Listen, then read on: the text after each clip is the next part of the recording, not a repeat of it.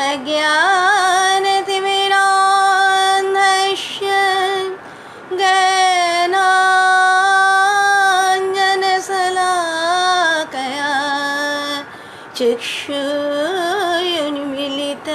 येन तस्मै श्री गुरवे नमः।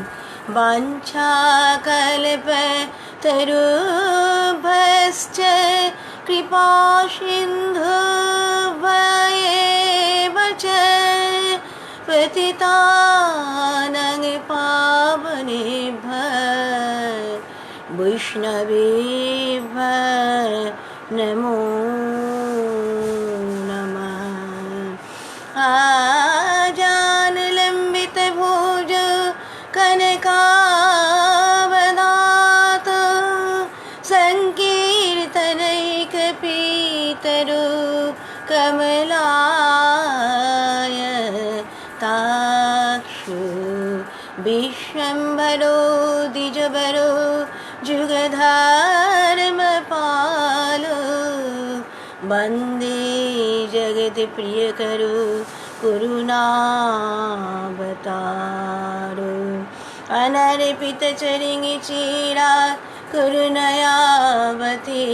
कलो समर्पयितुमुन्नतजलरसां सभकृतिश्रियं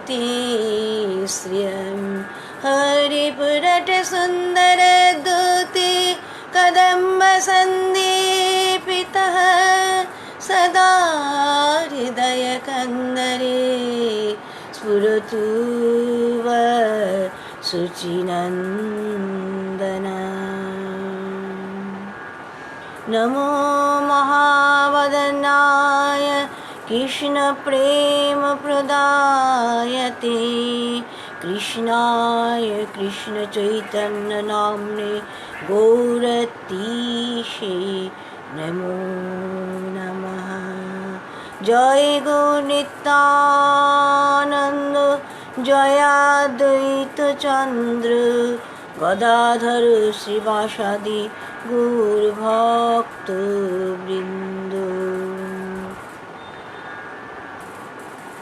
जय राधा वल्लभ, जय श्रीमन महाप्रभु, जय श्री श्री नित्यानंद प्रभु, जय श्री अद्वैत प्रभु, जय श्री गदाधर गोस्वामी पाद, जय श्री वास पंडित, जय वैशावतार वृंदावन दास ठाकुर, जय अनंत श्री श्री ठाकुर सीताराम दास शंकर नाथ जी, जय जय वैष्णवाचार्य प्रभुपाद प्राण किशोर गोस्वामी जी, जय जय गौर भक्तबिंदेर जय, जय भागवती और भावधारार पथप्रदर्शक प्रभुपाद नटराज किशोर गोस्वामी जी, जय जय पिता मातार जय। প্রভু মাকে বলছেন, মা কৃষ্ণ নাম করো, কৃষ্ণ নামে তারাই জগৎ পবিত্র হতে পারে। কৃষ্ণ নাম করো মা, কৃষ্ণ নাম করার জন্য বলছেন। কৃষ্ণ চরণ সেবা ব্যতীত অন্য কোনো বস্তুর বাসনা রেখো না মা। পুতানারে যে প্রভু করিলা মুক্তি দান, হেন কৃষ্ণ ছাড়িল করে অন্য ধ্যান। পুতানা তিনি তো শ্রীকৃষ্ণের প্রাণ বিনাশ করবার জন্য তিনি স্তনে বিষ মাখিয়ে সেই স্তন কৃষ্ণকে দিয়েছিলেন। আর ভগবান শ্রীকৃষ্ণ এমনভাবে তার স্তনকে আকর্ষণ করেছিলেন যে তার প্রাণবায়ু বহির্গত হয়ে গিয়েছিল। তৎসত্ত্বেও তিনি কিন্তু পুতানাকে, তিনি এমন পরম দয়ালু, তিনি পুতানাকেও ধাত্রীগতি দান করেছিলেন। আবার অঘাসুর, পুতানার সহচর অঘাসুর কৃষ্ণকে গ্রাস করবার জন্য বিরাট অজগরের মূর্তি ধারণ করে বিশালভাবে মুখ বেদন করে সে পড়েছিল। তাই কৃষ্ণের সব সখা গোপীসুগণ তো তাকে পর্বত মনে করে তার গুহার ভেতরে সকলে প্রবেশ করছেন। তো দূর থেকে তো ভগবান শ্রীকৃষ্ণ দেখছেন। তারপর ভগবান এসে, আর অঘাসুর তো মুখটা বিস্ফারিত করে রেখেছেন, কতক্ষণে কৃষ্ণ আসবে আর তিনি মুখটা বন্ধ করবেন। তা কৃষ্ণ এসে অঘাসুরের মুখের মধ্যে প্রবেশ করলেন, শুধু নয় তার কণ্ঠদেশ অবধি গিয়ে তিনি এমনভাবে তার শরীরকে বর্ধিত করলেন যে তার কণ্ঠনালী রুদ্ধ হয়ে গেল, অঘাসুরের প্রাণবায়ু বহির্গত হয়ে গেল। তো যে অঘাসুর কৃষ্ণকে হত্যা করবার জন্য এসেছিলেন, কৃষ্ণ তাকে সংসার বন্ধন থেকে মুক্তি দান করলেন। তিনি এমন পরম কৃপালু মা, তার নাম করো। আবার কপিলদেব জননী দেবহূতিকে যে কথা বলেছিলেন, প্রভু সচিমাকে সেই কথাগুলোই বলছেন। কপিলের ভাবে প্রভু জননীর স্থানে, যে কহিল তাই প্রভু কহে এখানে। কপিলদেব মা দেবহূতিকে বলছেন, চিত্তই জীবের বন্ধনের কারণ, আবার মুক্তির কারণ। এই চিত্ত যখন বিষয়ে আসক্ত হয় তখন বন্ধনের কারণ হয়, আর যখন পরমাত্মাতে আসক্ত হয় তখন সে মুক্তির কারণ হয়। তা মা তো বলছেন, আমি তো অল্প বুদ্ধি সম্পন্না নারী, তো তুমি আমাকে একটু সরলভাবে বুঝিয়ে দাও। তখন বলছেন, হরির প্রতি, কৃষ্ণের প্রতি যে স্বাভাবিক আকর্ষণ, সেটাই হচ্ছে ভক্তি। আর এই ভক্তি মুক্তির চেয়েও গরীয়সী। যখন ভক্তি জাগ্রত হয়, ভক্তের ভেতর যখন ভক্তিভাব জাগ্রত হয়, তখন ভক্ত ভগবানের সঙ্গে একাত্মতা কাম্য করে না। ভক্ত বলে, তুমি একবার আমাকে দর্শন দাও, তুমি একবার আমাকে দর্শন দাও, তুমি একবার আমাকে দর্শন দাও, আমি যেন প্রাণ ভরে তোমার নাম গান করতে পারি। ভক্ত শুধু এই প্রার্থনা জানায়। ভক্ত বলে না ভগবানকে, আমি তোমার সাথে একাত্ম হতে চাই। শেষ ভক্ত চাই শুধুমাত্র কি সেবা করতে। অখণ্ড অনন্তকাল ধরে ভক্ত সেবা করে যেতে চায়।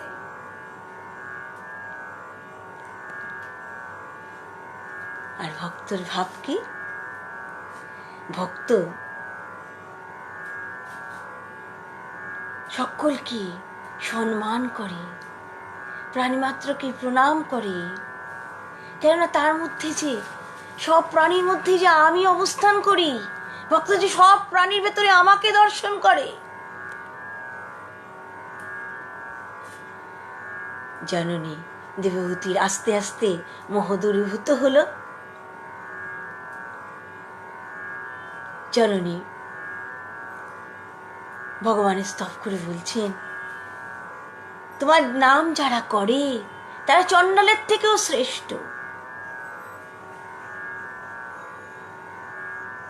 যারা তোমার নাম গান করে নিরন্তর,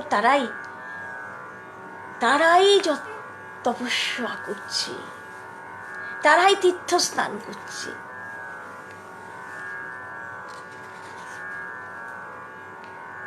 একদিন পরের দিনই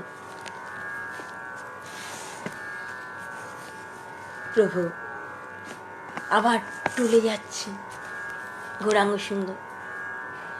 আর মনে মনে ঠিক করেছেন, আজকে ঠিক করে পড়াবো, আজকে ঠিক করে পড়াবো। যা পড়াতে যান সব কিছুরই তো যা ব্যাখ্যা করেন, ওই কৃষ্ণ ভক্তির ব্যাখ্যা, কৃষ্ণ নাম করার কথা তিনি বলেন সব ব্যাখ্যাতেই। তা ভাবছেন আজকে ঠিক মতো তাদের পাঠ দেব। আগে যেমন করে তাদের সমস্ত কিছু বোঝাতাম, সমস্ত ব্যাখ্যা করতাম, আজকে তাদের তেমন করেই আমি আগের মতো করে বোঝাব। কিন্তু যেই না পড়াতে বসেছেন আবার বাহ্যজ্ঞান লুপ্ত হয়ে গেছে। কৃষ্ণ কৃষ্ণ কৃষ্ণ কৃষ্ণ বলে চলেছেন, দু চোখে অশ্রুধারা। কৃষ্ণ ছাড়া তো তার জিহ্বায় আর কিছু আসে না। ছাত্ররা, একজন ছাত্র খুব বিরক্ত হয়ে উঠেছে, আপনি ঠিক করে ব্যাখ্যা করুন, সবসময় এক কৃষ্ণ স্মরণের কথাই ব্যাখ্যা করে যাচ্ছেন। আর একজন ছাত্র বলছে বোধহয় তার বায়ু ব্যাধি হয়েছে। তো ছাত্ররা তো একটু একটু অসন্তুষ্ট হয়ে যাচ্ছেন, তারা নিমাইয়ের কাছে এত সুন্দর পাঠ গ্রহণ করতে না, সেই নিমাই এখন সব কিছুর মধ্যেই শুধু কৃষ্ণ ভক্তির ব্যাখ্যা করেন। তাই কেউ কেউ গঙ্গা দাসের বাড়িতে গেছেন নালিশ করতে। গয়া থেকে এই অবধি নিমাই পণ্ডিত আমাদের আগের মতো করে পড়ান না, কেবল সবসময় কৃষ্ণ কৃষ্ণ করেন। আমরা বাড়ি ছাড়া কতদিন হয়ে রয়েছি, অর্জন করতে এসছি, আমরা তো এমন শুধু কৃষ্ণ কথা শুনতে আসিনি। গঙ্গাদাস পণ্ডিত নিমাইকে ডেকেছেন। নিমাই সব ছাত্রদের নিয়ে গেছেন গুরুগৃহে। গঙ্গাদাস বলছেন, তুমি বড় ভাগ্য যে তুমি অধ্যাপক হয়েছ, তুমি জগন্নাথ মিশ্রের পুত্র, নীলাম্বর চক্রবর্তীর দৌহিত্র।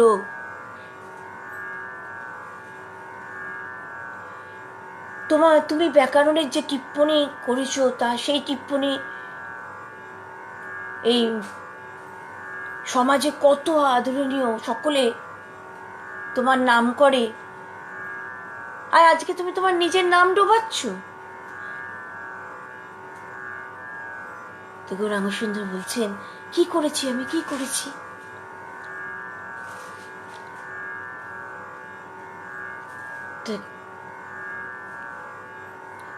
তখন গঙ্গাদাস পণ্ডিত বলছেন, তুমি তো তাদের ঠিক মতো পড়াচ্ছ না, তুমি যদি তাদের ঠিক মতো পাঠ দাও,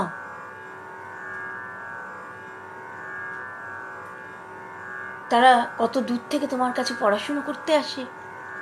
নিমাই অত্যন্ত লজ্জিত হয়ে পড়লেন, হাত জোর করে মার্জনা চাইলেন, বললেন ঠিক আছে, আপনার কৃপায় আমি ঠিক মতো তাদের কাল থেকে পাঠ দেব। গঙ্গাদাস পণ্ডিত খুব খুশি হয়েছেন।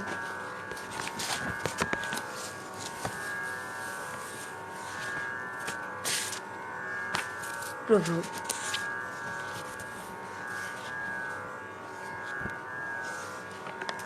গঙ্গাদাস পণ্ডিতের আশীর্বাদ নিয়ে তিনি সব শিষ্যদের নিয়ে এগোচ্ছেন। এগিয়ে গিয়ে তিনি রত্নগর্ভ আচার্যের দুয়ারে গিয়ে বসেছেন।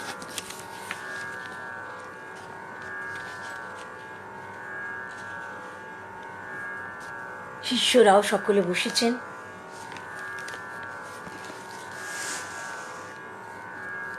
কৃষ্ণ দর্শনের বর্ণনা করছেন। আহা, কি বর্ণনা! শ্যামং হিরণ্যপরিধি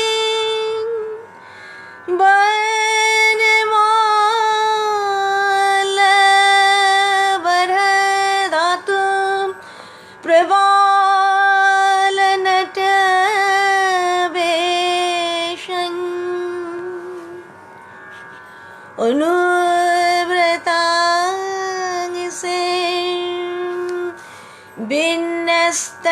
বিন্যস্তহস্तं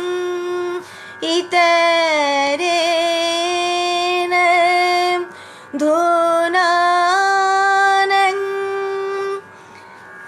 আজ্যং করণতপলালককপোল মুখাবজহাসম। আহা, কি বর্ণনা, তার বর্ণ কিরম না শ্যাম বর্ণ, শ্যাম,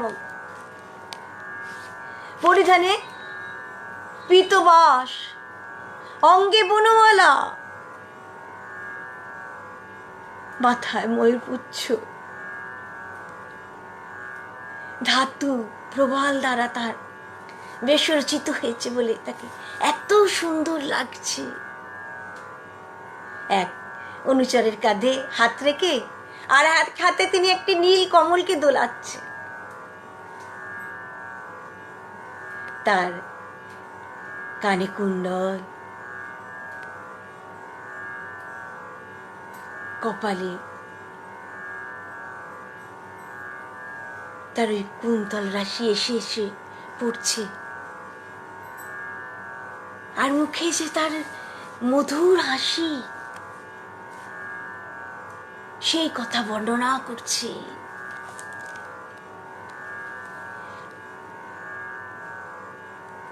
যখন রত্নগর্ভ আচার্য এইভাবে বর্ণনা করছেন,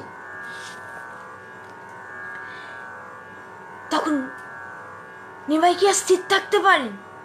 মূর্ছিত হয়ে পড়লেন। ছাত্ররা তো, যেসব ছাত্ররা তার সাথে গিয়েছিল, তারা তো অবাক হয়ে গেছে, এমন ভাব তো তারা কোনোদিন দেখেননি।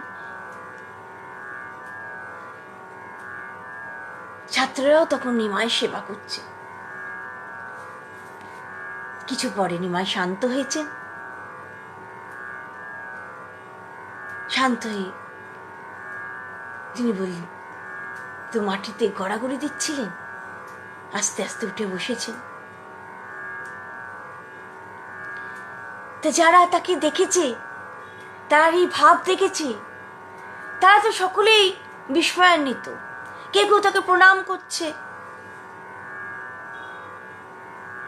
কেউ কেউ বলছে কি ভাব।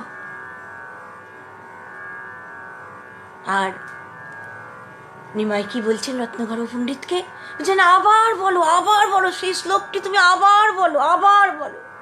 আর হিরণ্যগর্ভ পণ্ডিত বলছেন, শ্যামং হিরণ্য পরিধিঙে বনমালা বরহ। যেই না উচ্চারণ করেছেন, একটু প্রভু শান্ত হয়ে উঠে বসবার চেষ্টা করছিলেন, কিন্তু আবার মূর্ছিত হয়ে মাটিতে পড়ে গেলেন। কিন্তু রত্নগর্ভ আচার্যকে বলছেন আবার বলো, আবার বলো, আবার বলো, আবার বলো। রত্নগর্ভ তৃতীয়বার বলছেন। নিমাই টলটে টলটে গিয়ে রত্নগর্ভ আচার্যকে তিনি আলিঙ্গনে আবদ্ধ করলেন। রত্নগর্ভ আচার্য তখন কি আর স্থির থাকতে পারেন? তিনিও তো তখন ধুলায় লুণ্ঠিত হয়েছেন, আর কৃষ্ণ কৃষ্ণ কৃষ্ণ কৃষ্ণ বলছেন। তা গদাধর তো সেখানে ছিলেন। গদাধর বলছেন রত্নগর্ভ পণ্ডিতকে, তুমি থামো, থামো, থামো, তুমি থামো পণ্ডিত, তুমি থামো, যে আমি আর সুস্থ করতে পারবো না পণ্ডিত, তুমি থামো। রত্নগর্ভ পণ্ডিত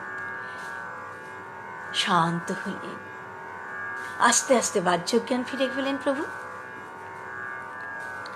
ফিরে পেয়ে গঙ্গা স্নান করে এসছেন। এসে বলছেন, পরের দিন আবার তো টলে এসছেন, পড়াতে বসেছেন। বলছেন, দেখো একটা গোপন কথা আমি তোমাদের বলছি, তোমরা তো একান্ত আমার আপনার, তোমাদের আমি কি পড়াবো বলো তো? আমি যখনই পড়াতে যাই না, দেখি একটা কৃষ্ণবর্ণ শিশু আমার সামনে দাঁড়িয়ে বাঁশি বাজাচ্ছে। আমি যে আর স্থির থাকতে পারি না। তার রূপ মাধুর্য, বেণু মাধুর্য দর্শন করে আমি যে আর স্থির থাকতে পারি না। ইত্থং সরতে সচ্ছো জলং পদ্মাকর সুগন্ধিনা না বি आयुन बातं सगुगोपालक अच्युत कुसुमित वनराज सुस्मित विजय कुल घुष्ट सरसरिणी महीद्रुम मधुपति रवगाज चारयन गा कह पशुपाल बलस्त कूट बेनु तद ब्रज स्त्रिय आश्रित वेणुगीतं स्मरोदयं काचिद् परख कृष्ण ससखिब अन्नवनयन् तद वर्णयितु वारवधाम् स्मरन्त कृष्ण चेष्टितम् नासकं स्मर बेगेन विक्षिप्त मनसो नृप আমি যা স্থির থাকতে পারি না। ভগবান শ্রীকৃষ্ণ বংশী বাজাতে বাজাতে তিনি গোপদের সাথে নিয়ে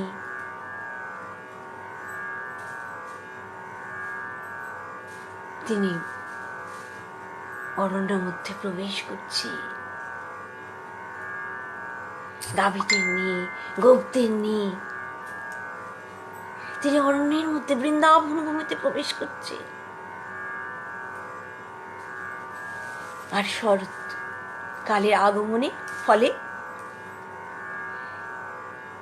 জলরাশি সুনির্মল সেখানে পদ্ম প্রস্ফুটিত হয়েছে আর বাতাস সুগন্ধ বহন করে চলেছে।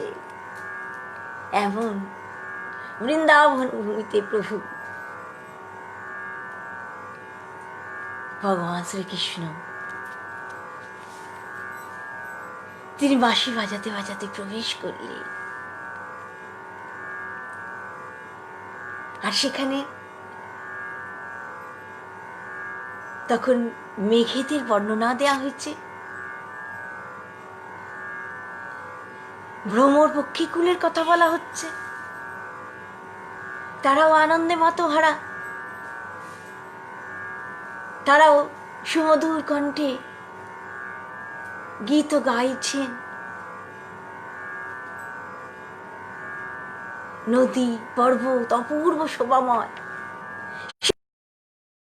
বেণু বাদন করতে করতে তিনি প্রবেশ করলেন। আর ব্রজদেব গোপীদের কি অবস্থা, যে ভগবানের এই বেণুগীত তারা শ্রবণ করেছেন, তাদের কর্ণরন্ধ্রে যেই প্রবেশ করেছে বেণুগীত, বেণুধ্বনি, তারা একশো কি আর একশো কে তাদের মনের যে ভাব সেগুলো বর্ণনা করছেন। আহা, এ কি শ্রবণ করলাম সখী,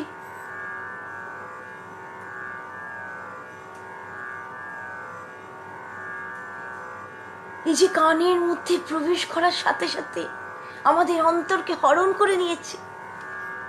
এ কি শুনলাম সখী, এ কি শুনলাম।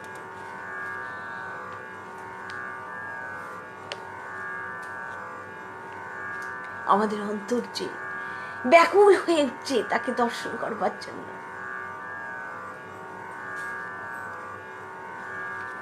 তাদের এমন অবস্থা, তারা এমন বেরুধ্বনি শ্রবণ করে, তারা এমন অন্তরে এমন তারা আনন্দ লাভ করেছেন যে তাদের বাক্য গদগদ হয়ে গেছে। তারা একজন আরেকজনকে তাদের মনের কথা যে পরিপূর্ণভাবে বলতে পারছেন তা নয়, ভাবে তারা বিভোর।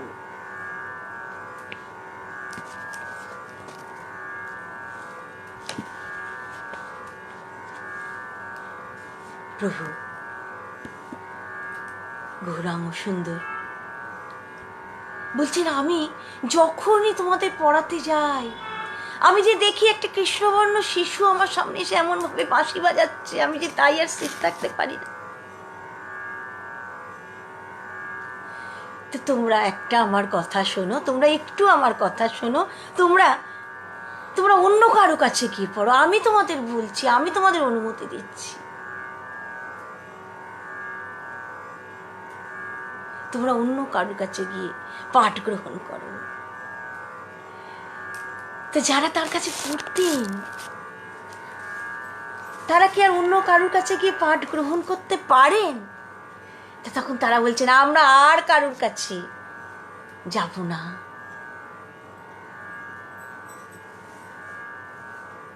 তোমার কাছে আমরা যা পাচ্ছি তাই অনেক, তাই অনেক। নিমাই সকলকে দেখে আলিঙ্গনে আবদ্ধ করলেন আর বলছেন, বিদ্যা কি জানো? কৃষ্ণ ভক্তি লাভ করাই বিদ্যা, কৃষ্ণ বিলাসী বিদ্যা। শিষ্যরাও কাঁদছেন, প্রভু কৃষ্ণ নামে বিভোর। প্রভু তাদের গৌরাঙ্গ সুন্দর তাদের শিখিয়ে দিচ্ছেন কেমন ভাবে কৃষ্ণ কীর্তন করতে হয়।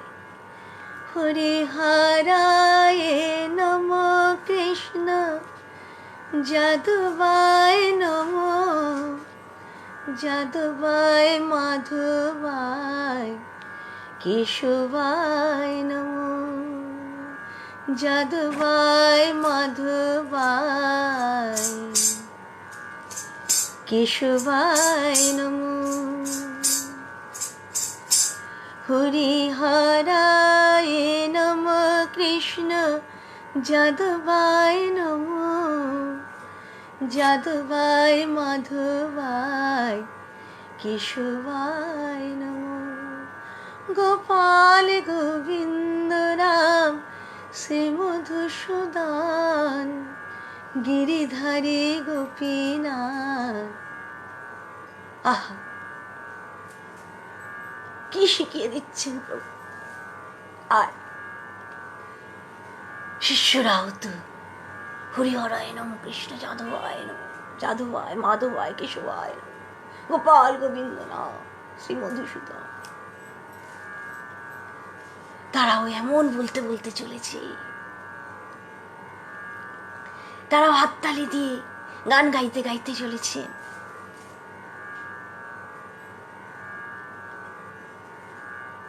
সকলে এসছেন অদ্বৈত প্রভুর কাছে। নিমাই কি রকম হয়েছে দেখবেন চলুন, দেখবেন চলুন, দেখবেন চলুন। সেই নিমাই, সেই নিমাই, সেই নিমাই, সেই ঔদ্ধত্যের শিরোমণি, তার আজকে কি পরিবর্তন হয়েছে!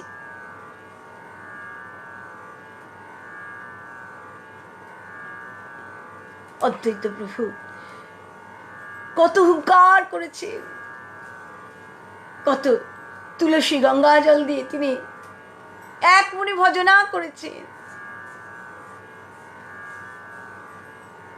তুমি একবার প্রভু আবির্ভূত হও।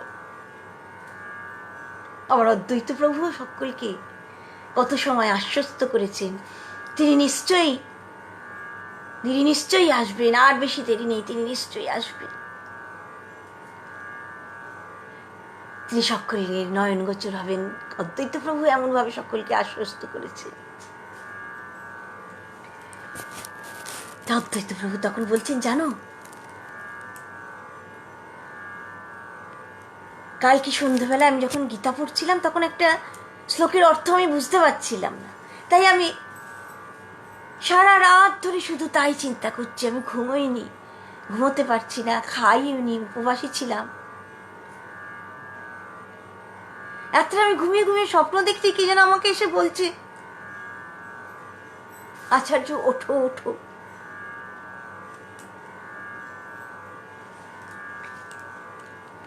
আচার্য ভোজন করো, ভোজন করো। তো সে বলছে আমাকে, তুমি যে শ্লোকের জন্য, তুমি যে শ্লোকের অর্থ তুমি বুঝতে পারো না, আমি তার অর্থ করে দিচ্ছি, আমি তার অর্থ তোমাকে বলে দিচ্ছি। তুমি ওঠো, তুমি এতদিন যার জন্য অপেক্ষা করেছো, তুমি এতদিন যাকে এমন ভাবে ডেকেছো, সেই আমি আজকে এসছি।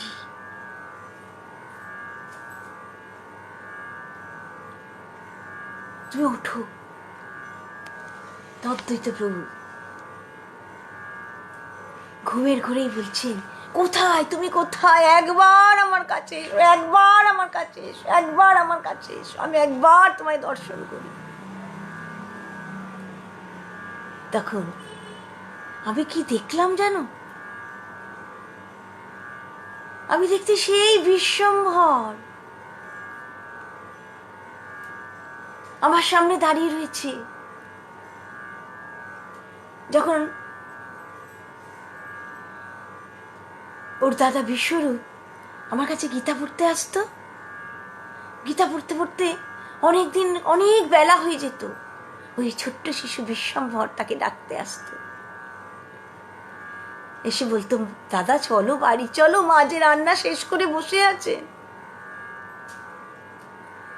তখন থেকে ওই শিশুর প্রতি আমার মন ছুটে যেত। আমি কত নিজেকে বোঝাবার চেষ্টা করেছি, কেন ওই শিশুর প্রতি আমার মনে এমন ভাবে আকৃষ্ট হবে। আমি তো কৃষ্ণের দাস, আমি তো কৃষ্ণ ছাড়া কাউকে চিন্তা করি না, কেন ওই শিশু আমার সমস্ত চিন্তা জুড়ে বসে আছে। আজকে দেখছি সেই বিশ্বম্ভরই আমার সামনে এসে দাঁড়িয়েছে।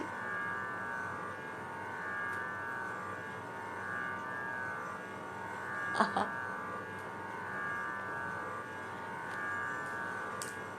অদ্বৈত প্রভু এমন ভাবে তার স্বপ্নের কথা সকলকে বলছেন।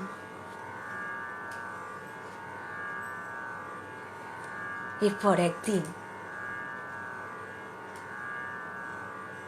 গৌরাঙ্গ সুন্দর এসছেন গদাধরকে সঙ্গে করে নিয়ে অদ্বৈত প্রভুর গৃহেতে। অদ্বৈত প্রভু তখন তুলসী সেবা করছিলেন। তো তাকে দেখে, গৌরাঙ্গ সুন্দরকে দেখে অদ্বৈত প্রভু হুঙ্কার করে উঠলেন, পূজা অর্চনা সবকিছু ভুলে গেলেন। তোমার দর্শন যখন পেয়েছি তখন আর কিসের পূজা, আমি তো তোমাকে পেয়েছি, তোমাকে পেয়েছি, তোমাকে পেয়েছি। আর অদ্বৈত প্রভুর এই ভাব দেখে তো নিমাই মূর্ছিত হয়ে পড়েছে।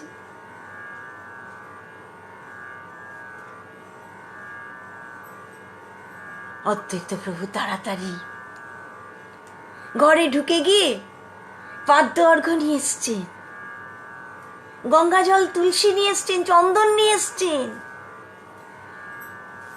গঙ্গা জল দিয়ে নিমাইয়ের চরণ ধৌত করে দিচ্ছেন, চন্দন দিয়ে তুলসী মাখিয়ে নিমাইয়ের চরণের ওপর দিচ্ছেন, আর নমস্কার করছেন আর বলছেন, নমঃ ব্রহ্মণ্য দেবায় গো ব্রাহ্মণ হিতায় চ জগদ্ধিতায় কৃষ্ণায় গোবিন্দায় নমো নমঃ। এই মন্ত্র বলছেন আর বারবার তাকে প্রণাম করছেন। তো গদাধর তো গেছেন নিমাইয়ের সাথে। গদাধর তো বলছেন, আপনি কি করছেন, কি করছেন, কি করছেন? আপনি কত বড়, আর নিমাই আপনার থেকে বয়সে কত ছোট, নিতান্তই যুবক, আপনি এ কি করছেন? আপনি তো ওকে অপরাধী করে দিচ্ছেন, ওর যে অকল্যাণ হবে।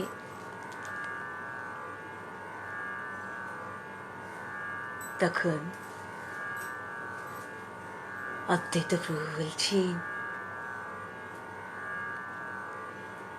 ওর অকল্যাণ করে এমন সাধ্য কার আছে?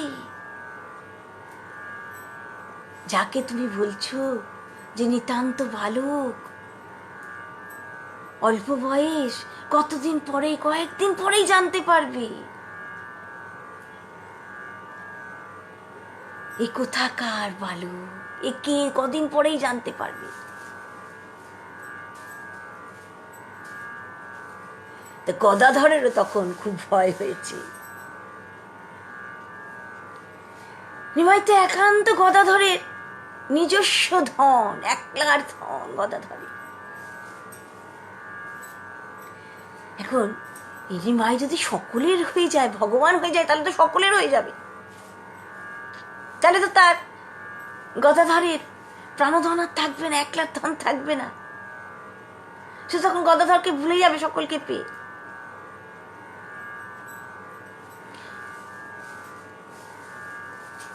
নিমায়ের আস্তে আস্তে বাহ্যজ্ঞান ফিরে এসছে। দেখছেন অদ্বৈত প্রভু তাকে পূজা করছেন। তাড়াতাড়ি নিমাই অদ্বৈত প্রভুকে প্রণাম করছেন বারংবার, আর বলছেন, আমাকে আপনি উদ্ধার করুন, আমাকে আপনি উদ্ধার করুন, আমার মস্তকের উপর আপনার চরণ দুটি রাখুন, আপনার কৃপাতেই কৃষ্ণ নাম করা সম্ভব, আপনি আমাকে কৃপা করুন। তো অদ্বৈত প্রভুর মনে তখন একটু সন্দেহ জেগেছে, নিমাই যদি সত্যি ভগবানই হয়, তাহলে আমাকে প্রণাম করছে কেন? এত কেন নিমাই দৈন্য?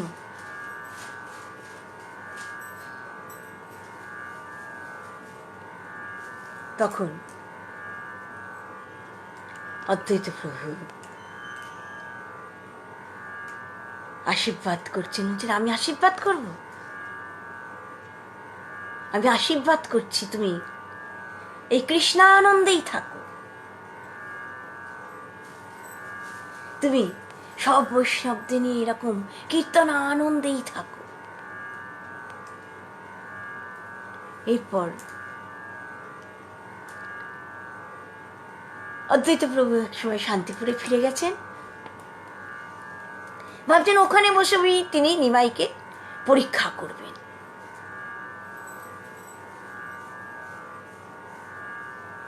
নিমাই যদি সত্যি সত্যি ভগবান হন, তাহলে তো নিমাই নিশ্চয়ই আমাকে আর এমন দূরে ঠেলে রাখতে পারবে না।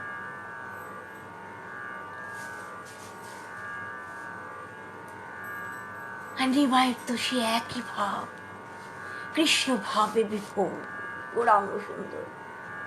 তো কেউ কেউ ভাবছেন যে নিমাইয়ের বোধহয় বায়ুরোগ হয়েছে, যেন সবসময় এমন ভাবে কৃষ্ণ কৃষ্ণ বলতে বলতে মূর্ছিত হয়ে পড়ে, নিশ্চয়ই কোনো রোগ হয়েছে। সচিমাও তো নিমাইয়ের এই অবস্থা দেখে তিনি অত্যন্ত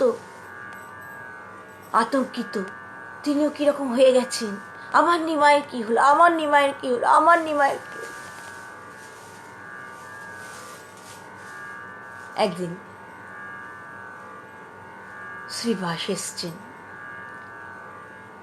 নিমাইয়ের এই অবস্থা দেখে তিনি সচিমাকে বলছেন, মা, তোমার নিমাইয়ের বায়ুরোগ হয়নি মা, তার শরীরে যে কৃষ্ণ অবস্থান করছে, কৃষ্ণ ভাবে বিভোর তোমার নিমাই মা, তার কোনো রোগ হয়নি মা।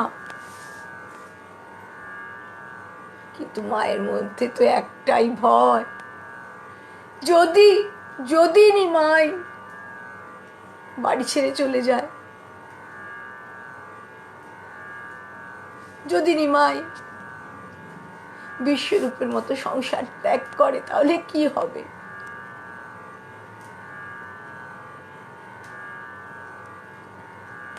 নিমাই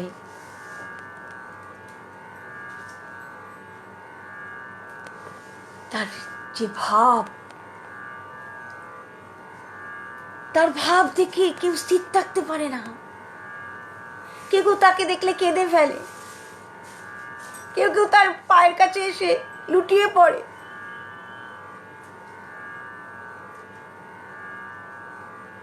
আবার নিমাইয়ের কি পরিবর্তন! সে উদ্ধত বালক যেন বিনয়ের অবতার। কারুর কেউ হয়তো গঙ্গার স্নান করে উঠেছেন, তার স্নানের কাপড়টা, ভিজে কাপড়টাও নিংড়ে দেন কত সময়। কারোর হয়তো ফুলের সাজি বয়ে দিয়ে আসেন।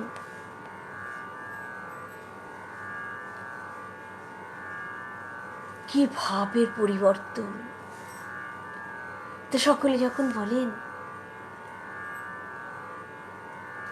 তুমি রাখো রাখো বাবা, আমরা নিয়ে যাব, তখন নিমাই বলেন, ভক্তের সেবা করলে যে কৃষ্ণ কৃপা পাওয়া যায়, তাই তো আমি আপনাদের সেবা করি, আমাকে বঞ্চিত করবেন না। নিমাইয়ের এই বিনয় দেখে সকলে মুগ্ধ, সকলে আশীর্বাদ করেন।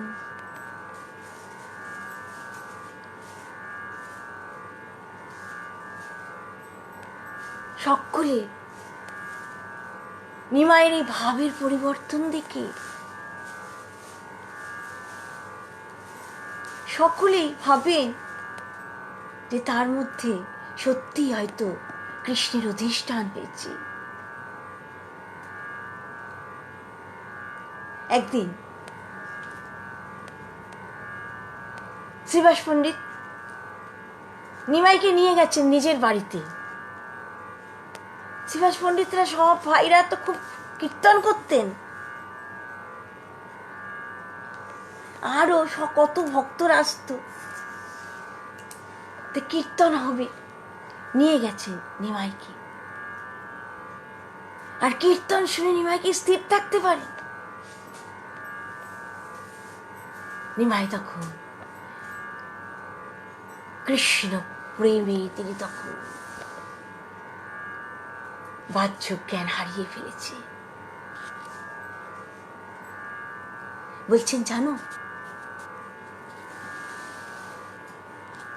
আমি যখন গয়া থেকে ফিরছিলাম,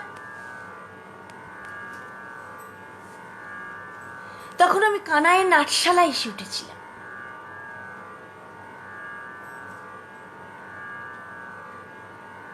তো একদিন সকালে দেখছি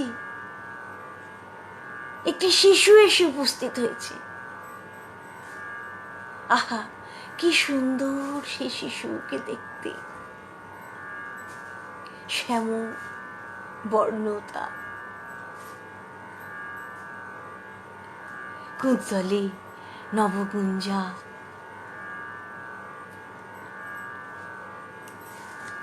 ময়ূরপুচ্ছ ধারণ করেছেন মস্তকে, ছোট ছোট মণি তাতে ঝলমল ঝলমল করছে। আর তার চোখ দুটির দিকে তাকালে যে সব ভুল হয়ে যায়।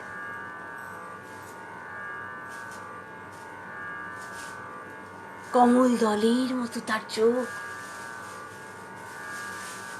কানে কুণ্ডল, পরনে পীতবাস, আর হাতে মোহন বাঁশি, চরণে নূপুর। সে শিশু একটু একটু একটু একটু একটু করতে করতে আমার কাছে এসে আমার বুকের ওপর ঝাঁপিয়ে পড়ল। ঝাঁপিয়ে পড়ে কোথায় মিলিয়ে গেল।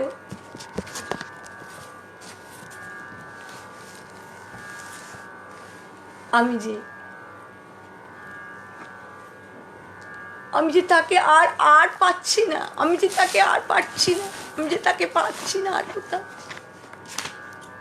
স্থির হইয়াও প্রভু স্থির নাহি হয়ে, কোথা কৃষ্ণ বলিয়া কান্দয়। কোথায় কৃষ্ণ, কোথায় কৃষ্ণ, কোথায় কৃষ্ণ।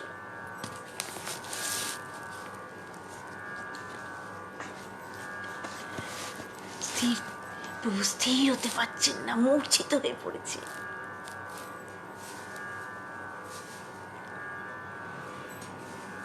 তখন সকলকে জিজ্ঞাসা করছেন, আমি কোথায়? আমি কি মরতে রয়েছি না বৈকুণ্ঠে?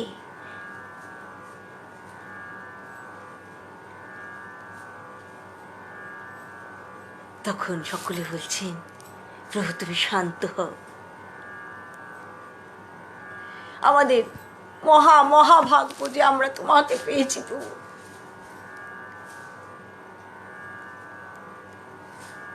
কেউ যদি তোমার সঙ্গ তিলার্ধেক মাত্র তোমার সঙ্গ পায়, তাহলে সে ভক্তি লাভ করতে পারে। প্রভু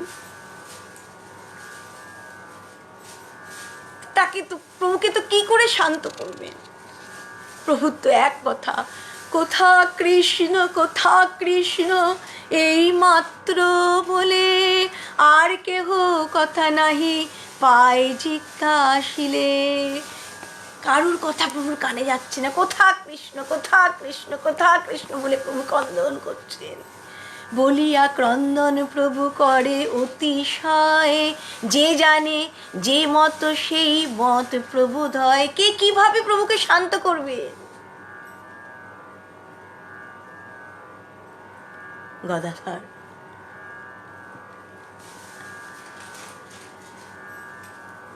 গদাধর দেখি প্রভু করেন জিজ্ঞাসা, কোথা কৃষ্ণ আছেন শ্যামল পিতবাসা।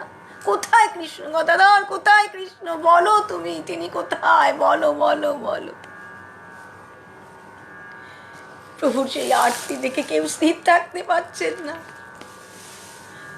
তখন গদাধর বলছেন, সম্ভ্রমে বলেন গদাধর মহাশয়, নিরবধি আছে কৃষ্ণ তোমার হৃদয়। কৃষ্ণ তো তোমার হৃদয়ে নিরবধি তিনি অবস্থান করছে। তিনি আর কোথায় যাবেন? তিনি কি তোমাকে ছেড়ে যেতে পারেন? তিনি আমার হৃদয়ে আছেন। সত্যি সত্যি বলছো গদাধর তুমি? তিনি আমার হৃদয়ে আছেন।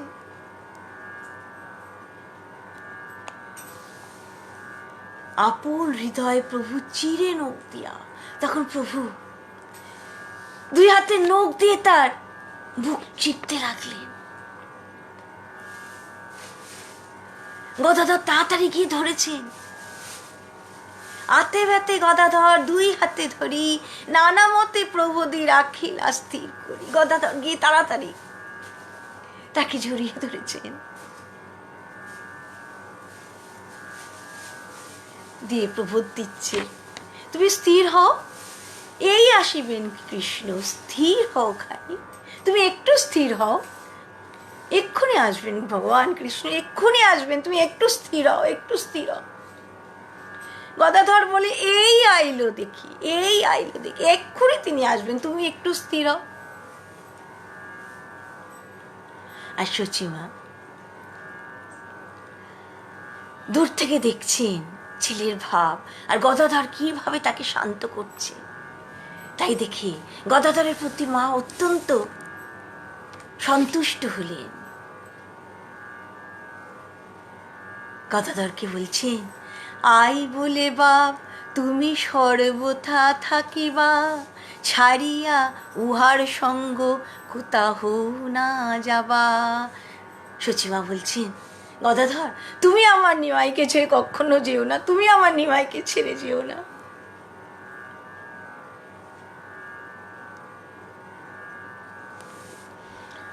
অদ্ভুত প্রভুর প্রেম যোগ, দেখি আই পুত্র হেন জ্ঞান আর মনে কিছু নাই।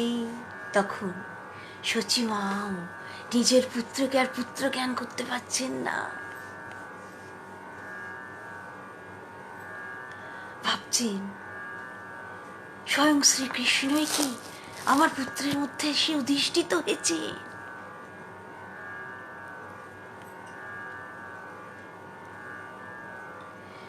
অপূর্ব দেখিয়া সুখে যায় ভক্তগণ, ঈশ্বরের প্রেমাবেশ নহে সম্বরণ।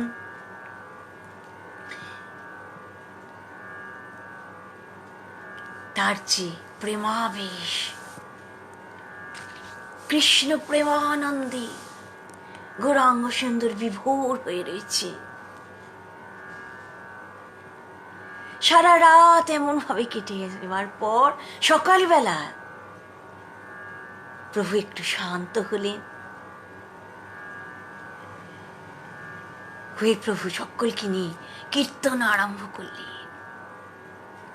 হরি বল বলি ডাকে শ্রী সচিনন্দন, ঘন ঘন পাষণ্ডীর হয় জাগরণ। আর প্রভু তো হরি বল হরি বল হরি বল হরি বল ধ্বনি দিচ্ছে। আর যারা এই ডাক শুনতে, এই হরি বল ধ্বনি শুনতে ভালোবাসেন না সেই পাষণ্ডীগণ, তারা বলছেন, তারা অনেক রকম কথা বলছেন। এদের রাত্রে ঘুম হয় না, তাই এরা এরম চিৎকার করে, এদের সর্বনাশ হবে, নানা কথা বলছে।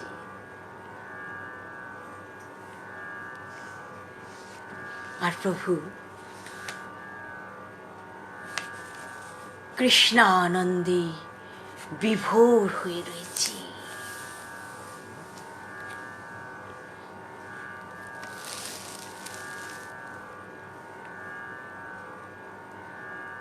প্রভু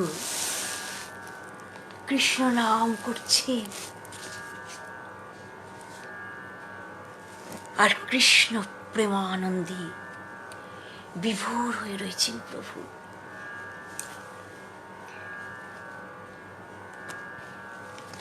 হরে কৃষ্ণ কৃষ্ণ কৃষ্ণ হরে হরে, হরে রাম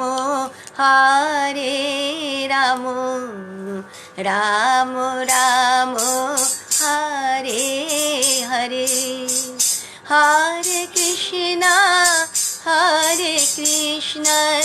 কৃষ্ণ কৃষ্ণ হরে হরে, হরে রাম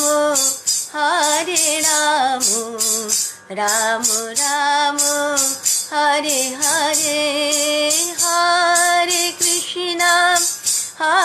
কৃষ্ণ কৃষ্ণ কৃষ্ণ হরে হরে, হরে রাম রাম রাম হরে হরে, হরে কৃষ্ণ কৃষ্ণ কৃষ্ণ হরে হরে, হরে